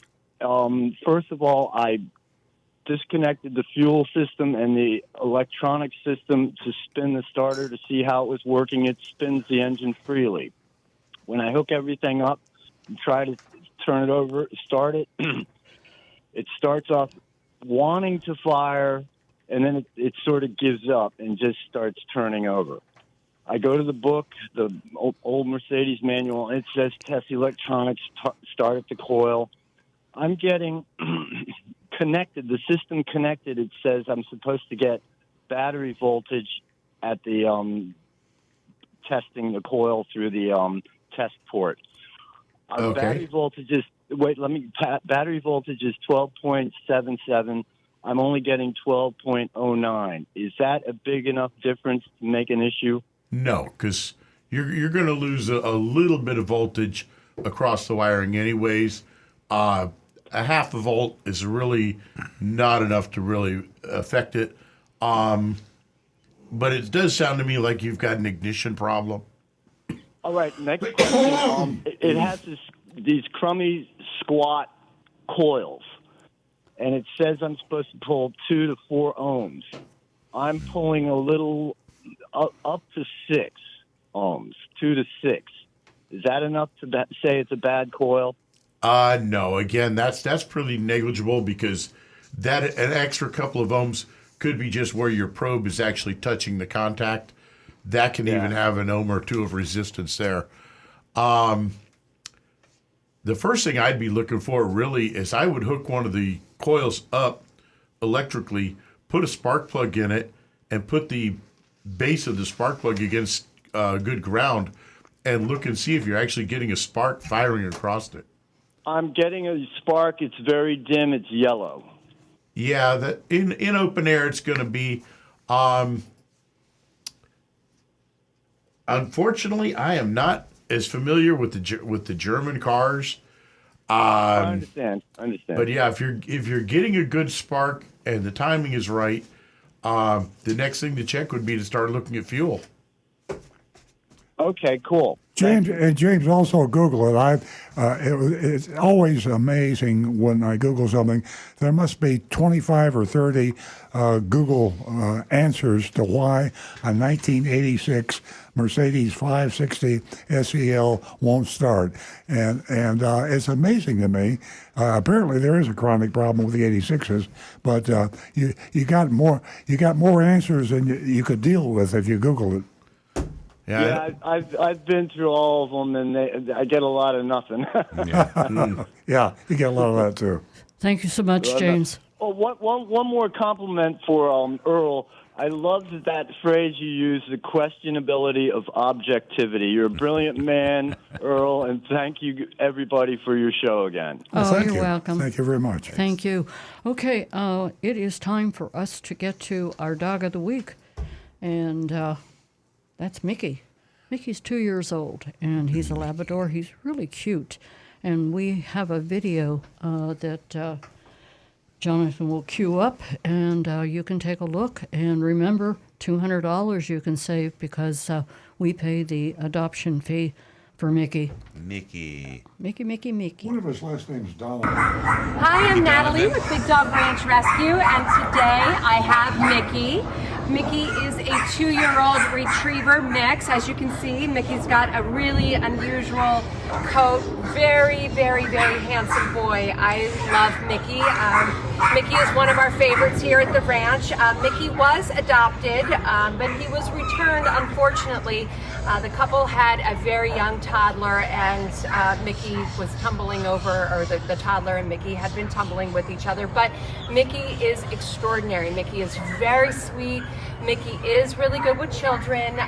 Mickey is just an all-around lovable guy. He was actually rescued from Georgia from a high kill shelter, so we are really rooting for Mickey to hopefully Mickey will find his forever home. Come here, say hi, Mickey. As you can see, he's kind of laid back. He gets along really well with other dogs, and he loves to go on walks here with our volunteers at the ranch, and we're hoping that you can come and meet Mickey and maybe find him his perfect forever home with you. Say hi. I know, you're such a Mickey good is a boy. chill dog. Great video. Yeah. Thanks, Jonathan. That gives you an inside view of Big Dog Ranch out there. Boy, I'll tell you what a place. If you've never been out there, you need to take a look. It's just an entertaining day, and take the kids out, or, as an adult, go out. You'd be, quite intrigued with all of the different places where they take care of all of these dogs and the puppies. They even have puppy land, and they have a vet out there that takes care of the dogs very, very well. Maternity ward. They literally have a maternity ward for doggies. Yeah, they do. They have a maternity ward, and it's just a whole lot of fun. Earl and I were out there, and we had a great time. Yeah, Loxahatchee, Florida. It's Palm Beach County. If you're familiar at all with Palm Beach County, it's quite a bit west of West Palm Beach. But it's worth the drive out there. Even if you don't want a dog, it's like going to Land Country Safari. It's entertaining. They'll take you on a tour. You'll see where the veterans are presented with dogs that are specially trained for veterans, wounded veterans. You'll see Puppy City, Puppy Town. And that is just too cute. All different colored houses. Every house has puppies in it. They have a quarantine area. All dogs that come in have to go through the quarantine area, and they're checked carefully. They have a full-time veterinarian. They have therapy. They have behavioral people that work to get the behavior of dogs. See, Big Dog Ranch Rescue never euthanizes a dog. I mean, think about it. So sometimes there are dogs that are hard to adopt, and believe me, Big Dog Ranch Rescue finds homes, but it might take a year. We have dogs out there that have been for 3 or 4 years, Yeah. but we don't euthanize them. So if you really want to be a good person, find a hard-to-adopt dog and give that dog a home. All dogs are good. It just depends on how you take care of them, and that's the reason we get pretty involved emotionally and otherwise with Big Dog Ranch Rescue. You can't go wrong. BDRR.org, BigDogRanchRescue.org. Go to their website, BDRR.org, and just take a look. If you can't drive out there in person, look at the website and you'll see what I'm talking about. Yeah, it'll put you in a good mood, and it's hard not to, go out there and not adopt a dog. And, while we're talking about Big Dog Ranch, it's really important for me to let everyone know Confessions of a Recovering Car Dealer. That's Earl's book, Confessions of a Recovering Car Dealer. And what makes it so special is that the book, the registration, everything is donated. It's donated to Big Dog Ranch. All proceeds for the book go to Big Dog Ranch. So you might want to pick that up. Go to Amazon and you can pick up Earl's book. And biography, latest update, all of that. It's an interesting book, something you can put on the shelf and you can use for years. So, and don't forget what Jersey Mike reminds us, that U.S. military veterans get half off of all adoption fees when they go to adopt a dog from Big Dog Ranch Rescue. Yeah, and don't they have a great department out there for the veterans and how they train the dogs with the veteran out there with that person. And like I said, it's an amazing day, and if you can get a chance to go out there, you can see all of that taking place. It is time for us to go to our mystery shopping report, and Agent Lightning did another fantastic job, and she went down to Gunther Mazda with her bulletproof vest, and she walked into Fort Lauderdale, the city of Fort Lauderdale.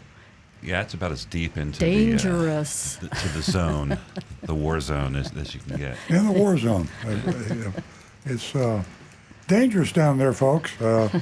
No exaggeration. You car buyers, I'm telling you, if you can survive car shopping in South Florida, you can survive the jungles. You will get a Purple Heart for sure.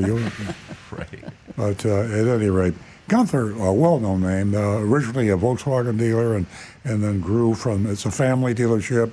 It grew and grew and grew, and finally sold out. I think. This is Gunther Mazda. I'm not sure whether the Gunther family still owns Gunther Mazda or not. You really can't depend on the names anymore because a lot of the public companies and other people will keep the old names. The Arrigo, a lot of you folks see Arrigo Brothers doing that crazy commercial if you're in South Florida, and that's now owned by the Morgan Auto Group, which is probably has 100 dealerships. So names mean nothing. If you have a familiar name, oftentimes the public companies continue to use it. So I'll be reading this report that Stu was kind enough to put together for us. And, of course, the star of the show is Agent Lightning, our female undercover agent who does an incredible job. It's amazing how she hasn't been caught yet. I mean, she's shopped how many, hundreds of dealerships? At this point, yeah. Yeah, I mean. It's amazing. And they have her on the computer, too, because she does buy a lot of cars, actually, and for herself and her family. She's got a big family. And she also is. It's about 50. Well, it's about 50 a year because she does multiple. And she's about 4 years with us now. Yeah. So there's 200 shops right there. So we don't give her name out because of the fact that we want her to be undercover. So I'm speaking as if I were Agent Lightning. I arrived dinner time on Friday. It was yesterday. And was greeted by their front desk lady, a salesman. This is Gunther Volkswagen, by the way, in Fort Lauderdale, Florida. A salesman was walking towards us, and she asked if he was available for a potential sale. I mean, what's he going to say? He said, of course. and asked me to go with him to his desk. He introduced himself as Ali, A-L-I, and asked my name as well. Once at his desk, he asked me how he could help me that evening. I replied, I'm here to buy a new car, and I need to be either just under or at $40,000 out the door. He asked me what type of vehicle I was looking at. I said, well, what do you have in my price range? Ali suggested a Mazda 3 and had me follow him over to one that was on the showroom floor. You like this one? Ali asked. I do, but will I be able to be under the $40,000 out the door? That's a great term, not only to learn, but to describe and define to the person you're dealing with. Out the door.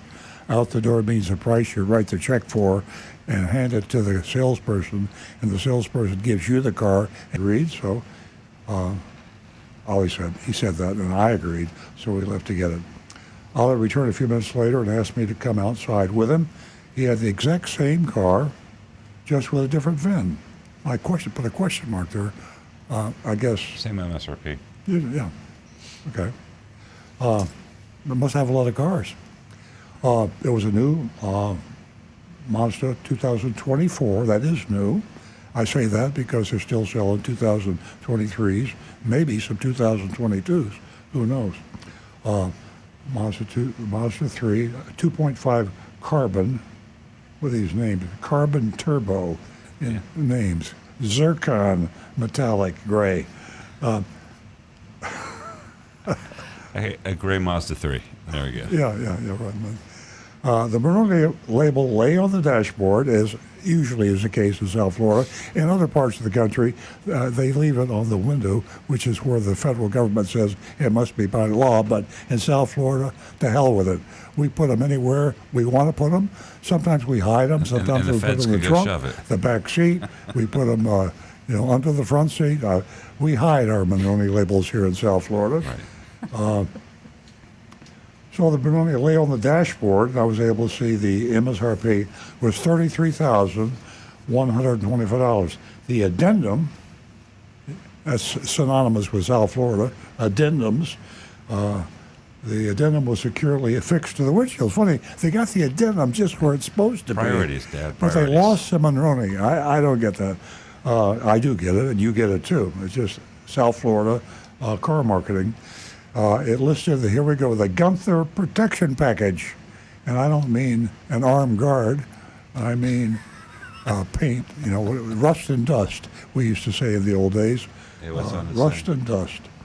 For $9.95, the Gunther Protection Package. Worthless, folks, You worthless. get door edge guards and seamless door cups. Yeah. Free car washes. And then $3,000, but it's only $29.95 at Gunther. Limited dealer allocation market adjustment.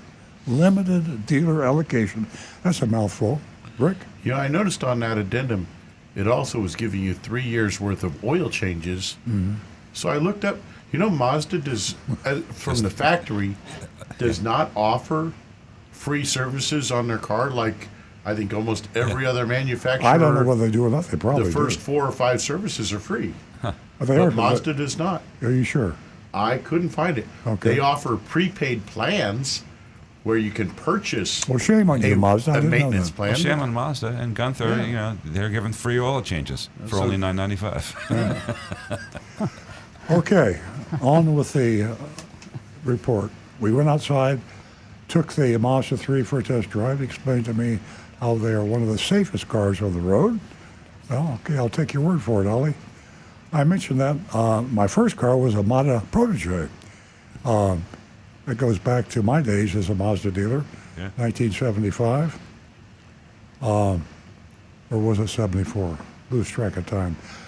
Pretty much the same car, just a new name, Ali said. Once back at the dealership, he asked me what I thought. I really like it, I said. Do you want to know the price? Ali asked. Yes, I would, please. I replied. He gestured for us to go inside. Went back to his desk where he asked me if I was going to buy or lease. Key qualification question. We had that call earlier in the show about should I lease or should I buy. The dealers want you to lease because they can make more money that way. And it's okay to lease as long as you're educated. 6 of one, half dozen of the other. I said in my role as the mystery shopper, Agent Lightning, I'm paying cash. He got a little more information from me and then said he would be right back with a price. A few minutes later, returned with a worksheet. Always got to have the worksheet. Why? Because it's not a legal document. They can basically say and do anything they want to on that worksheet, and it's not a legal document. That was completely devoid of details. Said he could do it for $37,500 OTD out the door. He wrote it on the paper with a smelly black Sharpie pen. I couldn't question mark. What's a smelly? You don't use Sharpie pens ever? They have a strong They have a strong aroma. odor. Oh, that's right. And they're commonly used. I have a terrible people nose. sniff- You have a terrible sense of smell, I think. I've never smelled a Sharpie Some- You pen. probably used them, you just didn't smell them. Some people sniff them. I said, can you give me a breakdown of what the fees will be for this today? Sure. Give me a moment, please. Ollie said. He picked up the sheet, flipped it over, and wrote the following. Okay. $2,144 tax, $450 new tag, $989 dealer fee. Boy, they're still using the old term dealer fee. they call it that. That was what they did in the old days until dealer fees got a bad name, so they just changed the name to everything else but dealer fee. You got to say Gunther and Mazda still sticking with the old term dealer fee, which is junk fee. That's the current modern name. They might have invented it. They might have invented it, yeah. And a $399 electronic filing fee. Did they really have an ELEC, L-E-C-K? He wrote. Yeah. He wrote ELEC. He wrote ELEC fee, yeah. Electronic filing fee. So that's another junk fee. That's to pretend like it has something to do with the Department of Motor Vehicles, to pretend like it has something to do with tax and tag and registration, and it doesn't. It's junk fees. They're hidden. They're deceptive, and they will be illegal in July if the court decides that the Federal Trade Commission can proceed with their cars regulation, combat auto retail scams, which is now on hold because the Texas Automobile Dealers Association and the National Automobile Dealers Association have petitioned the court. And I know I'm digressing here, but I have to say that I've agreed. I've told the Federal Trade Commission I'm in the process of filing an amicus. You lawyers know what that is. That's a friend of the court petition to the court in Texas saying that I think that dealers should have these regulations, and as a dealer that will carry weight with the court. And as I digress, I will say to all you dealers out there listening who are afraid to call the show, I wish you would consider, if you're an honest dealer, filing a friend of the court amicus petition with the Texas court to allow the Federal Trade Commission to do their thing in July 30th to stop the BS with these junk fees that you're being charged now and getting away with. So if you're an honest dealer, you know, I'd hate to be an honest, I am an honest dealer in South Florida, but if you're another honest dealer in South Florida, let me tell you, it's not easy.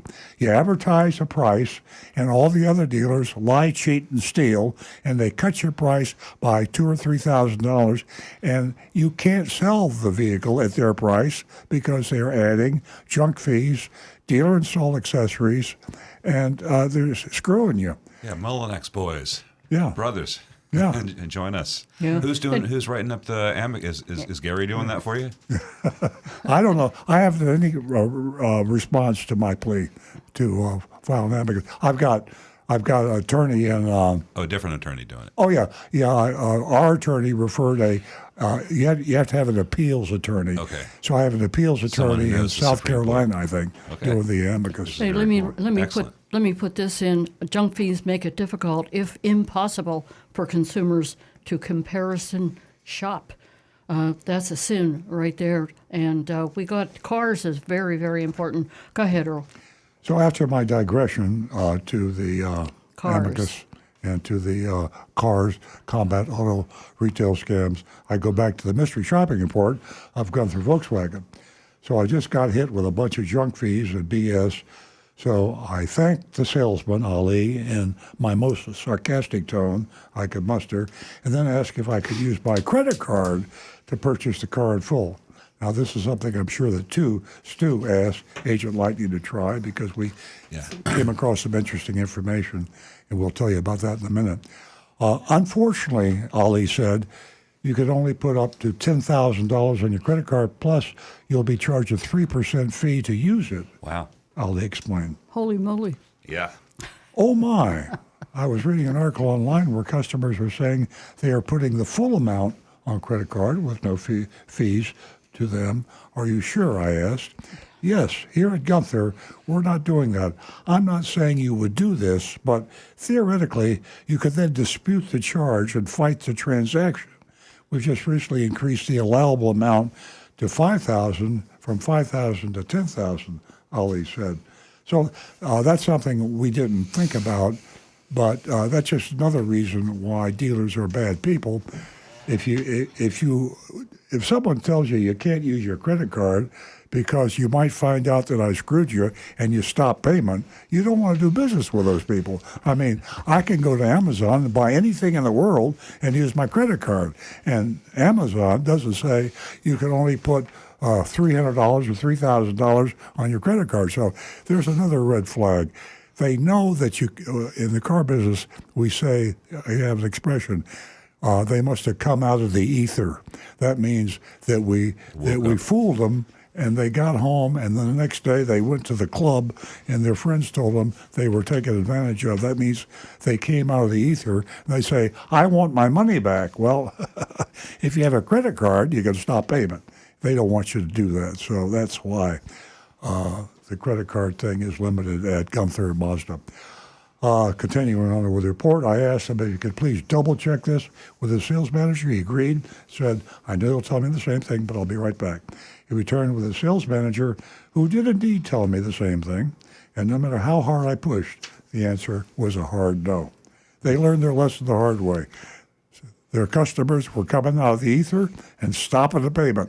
I feel bad for the guys, though. There, I told Agent Lighton, kind of be a little aggressive with that push on that. So she took me literally and beat him up over the credit card. So here's the wrapping up the mystery shopping report. Is Agent Lighting. Ali says, or the manager says, if you're ready to buy right now, I'm not going to lose your business over a few $100s. He's still haggling. They're haggling until you disappear down the road. Yeah, they'll chase you to the car. You're getting a great car with a limited inventory, the sales manager said. Yeah, so limited, I had another car, the exact same identification in the garage as the one on the showroom floor. Anyway, to get back to the credit card, this came up at a management meeting when we found out about a salesman that was soliciting business from dealers. They'd found out how legally to charge the customers for the use of the credit card, and that's what Gunther's doing. So we don't charge our customers to use a credit card. We have a limit because we have to pay a merchant fee, and we limit it to amount of how much we will absorb, and it depends on the situation. But the dealers are now just flapping that charge into the junk fee category, so to speak. And what we heard was that dealers will now have the ability to have this charge appear as a separate charge on the credit card, which raises the concern for me is, does it also appear on the buyer's order? Yeah, good so point. if they charge the customer 3 or 4% to use their credit card, it's not going to be on the rest of the documents. One way or the other, that credit card is going to charge that dealership a fee, and one way or another, you're going to pay for that. A $50,000 purchase is a $1,500 fee. Good point, Stu. Okay, how do you feel about all this, ladies and gentlemen? Our text number is 772-497-6530. You can go there and you can place your, bet on whether Gunther needs to be closed down. Okay, well, we have some grades. I have Jonathan in Palm Coast. He says, Gunther Mazda plays games with the Monroney label placement. With the worthless protection package, market adjustment fee, $9.89 dealer fee, I think I'd go elsewhere. I'll give him the passing grade of D, but they don't deserve anything higher. I'm a graduate of Earl Stewart Car Buyer University, and I know that there are better deals out there. MSRP, tax tag and title out the door. Prices do exist. You just need to find those dealerships. So there's a D. Thank you, Jonathan. From Bob, we have a D for Gunther. And yeah, we're riding that curve. So I'm with these guys. I'm a D. Worse than most, but not failing. I've got Negan 1, big F for missing Monroney, addendum, and dealer fee. Tom Steckel says D, misplaced Monroney and still charging MSRP plus dealer fees. Bad advice to dispute credit card charges. However, much lower junk fees than the $1,700 charged by Sport Mazda of Orlando. Wow. Brian Sidlatko, I was going to give Gunter Mazda an A. However, my addendum score is an F. Wow. I like that. Tim Gilliland, too many junk fees, C minus. Cliff's Picks, junk fees, walk away, F. Johnny Z. Fradley, F for fees. No Gunther for me's. Did he spell that with a Z? He did. Cliff's Picks says, paying the extra fees, they are now upside down even more. Rocky Blockatiel, I give him a D for D's fees. D's fees. Jodid says, typical, not good, D. And Kevin Bryson says, I'll give him a D. I tried shopping there a year ago, and it was a similar experience. Sad to learn they haven't changed. Thank you, Rick. For me, it's Earl? a D. D's D? fees. Okay. Earl? D. D. Okay. For Nancy? F. For Gunther Mazda, Fort Lauderdale. And, you wonder why Caitlin Lefkoff, the reporting intern for Automotive News, wrote recently, look it up, you can Google it, why consumers distrust dealerships. I mean, it is running high. Take a look. It's a great read. Ladies and gentlemen, thank you for joining us this Saturday morning. It's been a pleasure. Always a pleasure. You make the show. We'll see you right back here next week, 8 a.m. Have a great weekend.